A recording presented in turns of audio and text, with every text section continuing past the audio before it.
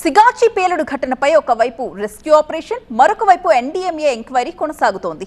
ఇంకోవైపు మృతుల సంఖ్య పెరుగుతూనే ఉంది. రోజులు గడుస్తున్నా 8 మంది ఆచూకీ తెలియకపోవడంతో ఆందోళనలు ఎక్కువయ్యాయి. సంగారెడ్డి జిల్లా పాసమైలారంలోని సిగాజీ పరిశ్రమను నేషనల్ డిజాస్టర్ మేనేజ్మెంట్ అథారిటీ బృందం పరిశీలించింది. సుమారు 4 గంటల పాటు ఎన్డీఎంఏ అధికారులు పరిశ్రమలో విచారణ జరిపారు. పేలుడులో కూలిన భవనం, దెబ్బతిన్న పరికరాలు పరిశీలించారు. సేఫ్టీకి సంబంధించి ఫ్యాక్టరీలో పాటిస్తున్న ప్రమాణాల గురించి కంపెనీ ప్రతినిధులను అడిగి తెలుసుకున్నారు. అనంతరం అక్కడే సమావేశం నిర్వహించి నిర్వహణ లోపాలపై సిగాజీ యాజమాన్యంపై ఎన్డీఎంఏ ప్రశ్నలు సంధించింది.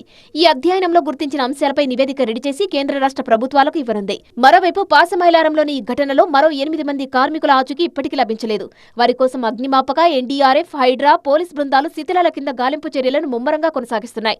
గల్లంతైన తమ వారి కోసం బాధితుల కుటుంబాలు సహాయక కేంద్రం దగ్గర ఆందోళనలతో ఎదురుచూస్తున్నాయి. ఐలాలోని హెల్ప్ డెస్క్ దగ్గర అడిషనల్ కలెక్టర్ చంద్రశేఖర్ బాధితుల కుటుంబాలతో మాట్లాడారు.